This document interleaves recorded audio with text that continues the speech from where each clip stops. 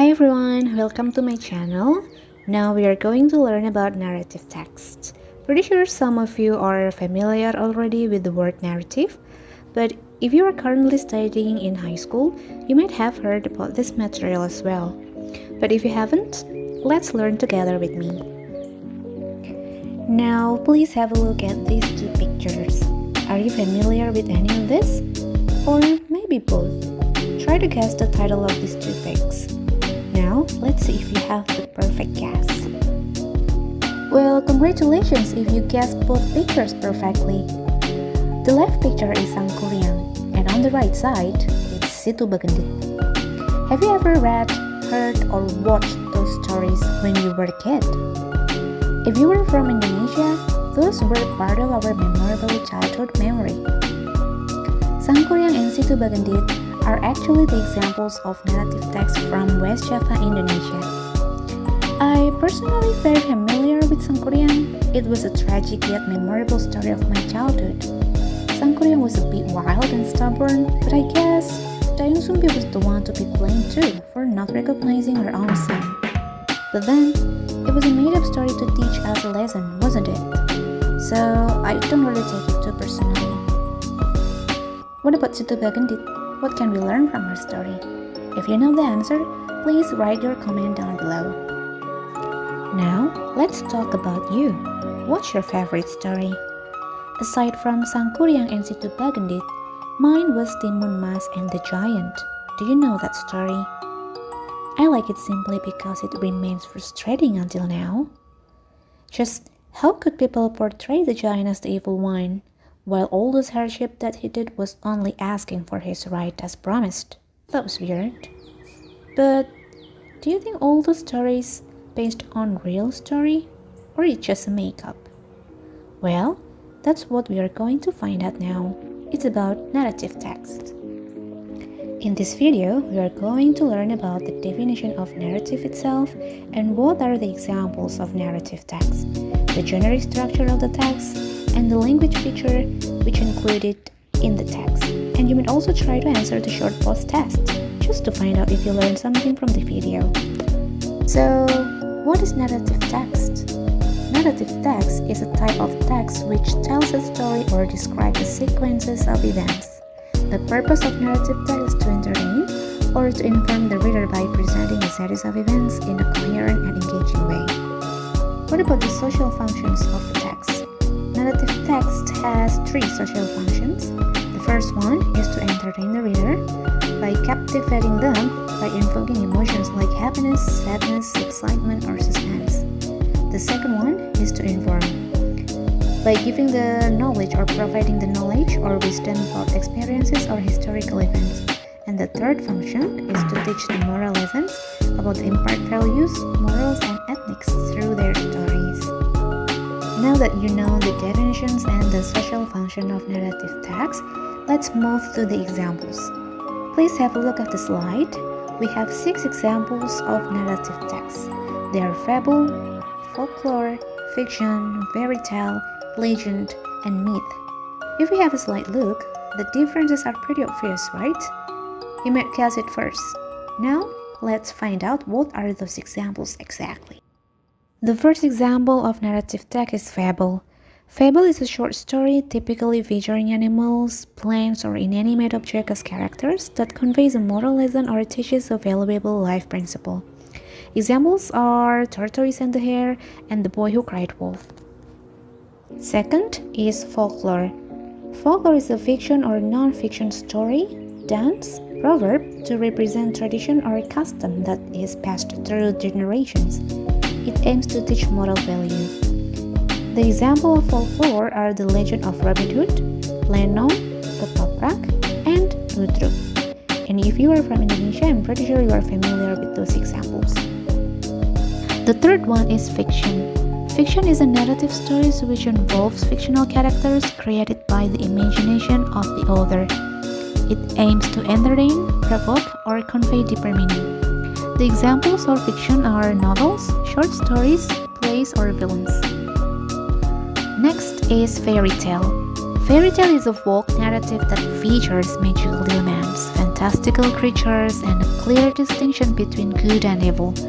It often involves princesses, witches, fairies, and talking animals. The example of fairy tales are Cinderella, Snow White, Beauty and the Beast, and stuff. The fifth example of narrative text is legend. Legend is a traditional story of narrative text that is passed down through generations. Legend is a hyperbole historical story which links to the origin of certain places, including a real character based on a real story. It focuses on sacrifice, fights, and bravery. The example of legend are Malin Kundang, Tangkuban Perahu, Sangkuriang, and Cakataruk, and stuff. And the last example of narrative text that we're going to talk today is about myth. Myth is a traditional story that explains the natural phenomenon which links to supernatural, religion, and goddesses. Example of myth are Ragnarok, the great myth of Pandora's box, Nyi Roro Kidul, and Roro Jonggrang. For myth, it's basically the creepiest one of those examples that we have talked about. We have talked about the 6 examples of narrative text, and I'm pretty sure some of you might be wondering what are the differences between folklore, legend, and myth. Now have a look at the table of summary here. The differences lie in the source, content, characters, and purpose. Please have a read. Folklore is a traditional stories and custom. Legend, it is based on historical events or people. And for myth, it explains natural phenomena or customs. Folklore is about everyday life, customs, and beliefs. And for legend, it's about exaggerated historical events or people. And for myth, it's about supernatural gods, creation stories, and cosmic explanations. Characters for folklore are usually ordinary people, animals, or imaginary beings. And for legend, the characters are usually historical figures and sometimes with supernatural elements. And for myth, the characters are gods, heroes, and mythical creatures. And the purpose of folklore is to teach morals, entertain, and preserve culture. For legend, it is to preserve historical events with a mystical twist. And for myth, the purpose is to explain the unknown, especially the natural or cosmic events. Now let's move to the generic structure of narrative text. It has 4 sections. They are orientation, complication, resolution, and reorientation. What are those actually? Orientation introduces you about the characters and the setting. You can simply find the answer of who, where, and when in orientation section. Second is complication. It unveils the central conflicts or challenges, like what can you see, what can you learn, or what is the twist of the story. And the third one is about resolution. This section concludes the narrative and resolving the conflicts. It's simply about how the character resolves the problems and how does the story ends. And the fourth section is reorientation. It's like the optional points. In this section, it usually reflects the story's moral or lessons, like what's the takeaway that you can learn from the story. Finished with the generic structure, now let's move to the language feature. When you read narrative text, you can see that the text most likely uses simple past tense. It uses action verbs and it has pretty much dialogue. To connect between sections, narrative text uses time connectives such as after that, then, next, finally, and etc. To create intense imagery, the writer often uses descriptive language. It's for emphasizing the adjective. And one specific characteristic of narrative text is the use of adverbial of time, like once upon a time and one stormy night. We come to the end of the lesson. Now you get better understanding about what narrative text actually, and you get better knowledge about the examples of narrative text, and we also talk about the generic structure, what sections you can find, and find the specific informations. Now you know where to find, right? And you also learned about the language feature. Now you get a better understanding about the specific details of the language that is used in narrative text.